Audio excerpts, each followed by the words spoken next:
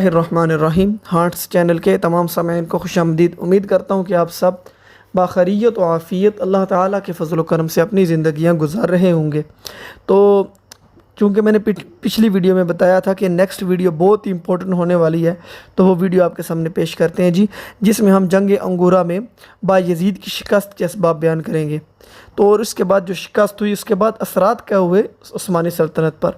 تو ویڈیو شروع کرنے سے پہلے ہمیشہ کی طرح آپ سے گزارش ہے کہ چینل کو ضرور سبسکرائب کریں اور ویڈیو کو پورا دیکھا کریں۔ ہم یہ ویڈیو جو بھی یوٹیوبر ہیں آپ کے لیے ویڈیو بناتے ہیں، کسی بھی قسم کی اس میں کوئی ایسی بات نہیں ہوتی کہ آپ اینڈ تک جانا مشکل ہو جائے۔ تو جہاں تک میری حتی المقدور کوشش ہوتی ہے کہ میں ایسی ویڈیو بناؤں اور اتنی ویڈیو بناؤں جہاں تک آپ ایزیلی سن سکیں، آپ کے لیے بورنگ نہ ہو۔ تو آپ سے گزارش ہے کہ پوری ویڈیو دیکھا کریں۔ تو ویڈیو شروع کرتے ہیں۔ سب سے پہلے ہم دیکھتے ہیں بایزید کا تعارف۔ مراد اول کی وفات کے بعد 1384 میں تخت نشین ہوا۔ بایزید باللہ کا سپہ سالار تھا اور اسی وجہ سے یلدروم یعنی اسے بجلی کا لقب حاصل ہے۔ مراد کے 4 بیٹے تھے، سادو یعقوب ابراہیم بایزید۔ سادو کو بغاوت کے جرم میں قتل کر دیا گیا۔ ابراہیم بچپن میں فوت ہو گیا اور تخت نشینی کے بعد یلدروم نے یعقوب کو قتل کروا دیا اور اب اکیلا تخت کا وارث بنا اور 29 سال کی عمر میں حکومت سنبھالی اور 13 سال حکومت کی اور عثمانی سلطنت کو مزید وسعت دی اور قسطنطنیہ پر مسلسل 4 حملے کیے۔ جنگ انگورہ میں امیر تیمور کے ہاتھوں شکست کھانے کے بعد شدید ذہنی صدمے سے دوچار ہوا۔ اس حالت میں 42 سال کی عمر میں انتقال ہوا۔ 1403 کو عثمانی خاندان میں پہلے قتل کی روایت اس نے ڈالی۔ اب دیکھتے ہیں اس کا تھوڑا سا تعارف تو شروع سے دیکھ چکے ہیں آپ، اس کی فتوحات کے حوالے سے تھوڑا بہت دیکھ لیتے ہیں۔ تو اناطولیہ کی ترک ریاستیں اور بایزید کی فتوحات کا آغاز۔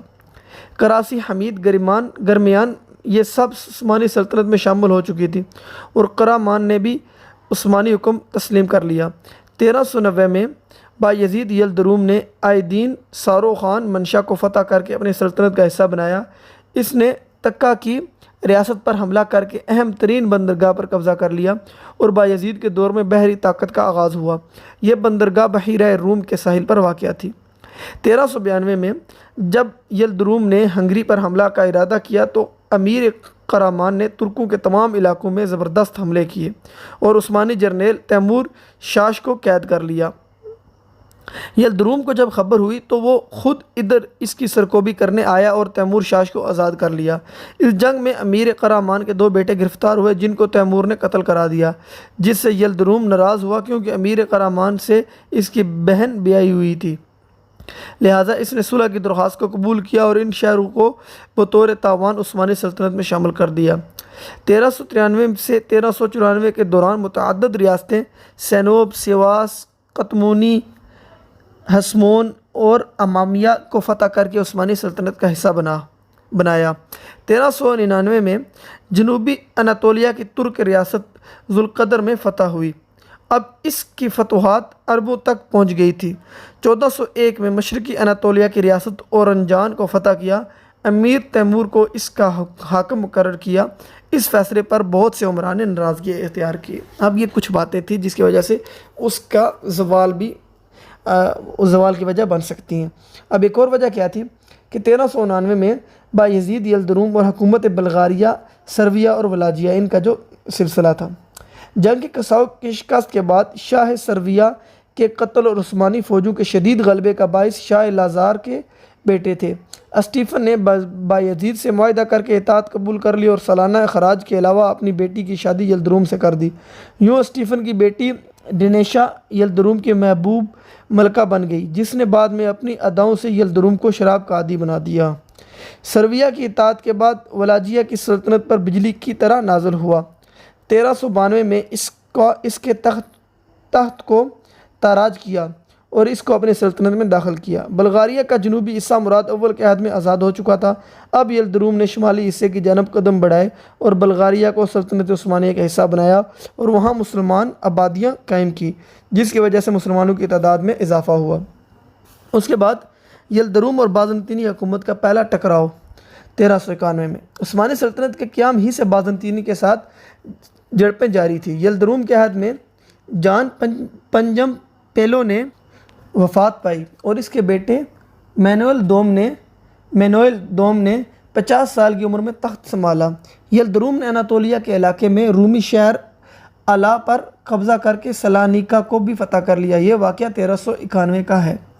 अब उसके बाद जो काम हुआ वो है सलीबी इत्तेहाद का ऐलान 1394 में। अब इसके ख़िलाफ़ जो सलीबी इत्तेहाद हुआ, जंग के सौ के बाद सर्बिया की फ़तह से हंगरी की तरफ ख़तरा का इशारा दे दिया था, क्योंकि अब नाइकोपोलिस, आइदीन और सिलेरिया की फ़तह के बाद हंगरी को फ़तह करने का रास्ता आसान हो गया था।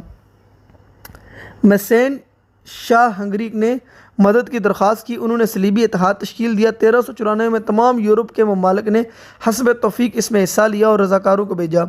यह मुंतखब फ़ौज 1396 को फ़रांस से रवाना हुई।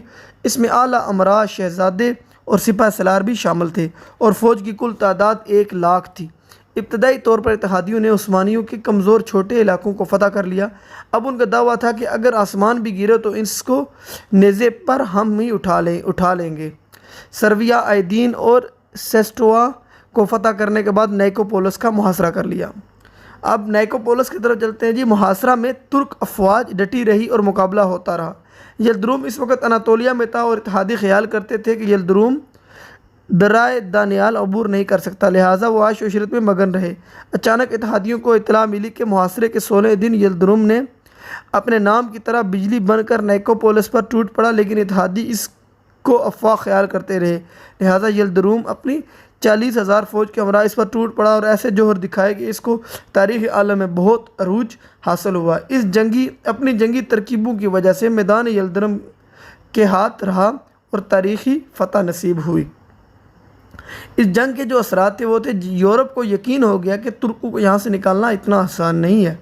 दूसरा नंबर क्या था जी, मशरक मगरब में यल्दरूम उस्मानी हुकूमत की धान बैठ गई। तीसरा नंबर, नाइकोपोलिस को जंग के बाद तुर्की फ़ौज की कुव्वत बनकर उभरे, यानी कि नाइकोपोलिस ये तुर्की की ताकत बन गए। उसके बाद जी हम अगली वीडियो में इंशाल्लाह बहुत ही अहम टॉपिक है, जो तारीख़ी टॉपिक है, कुस्तुनतुनिया के मुहासरे के हवाले से हम बात करेंगे। तो इसी के साथ इजाज़त चाहता हूँ। अल्लाह हाफिज़, मिलते हैं अगले पार्ट में।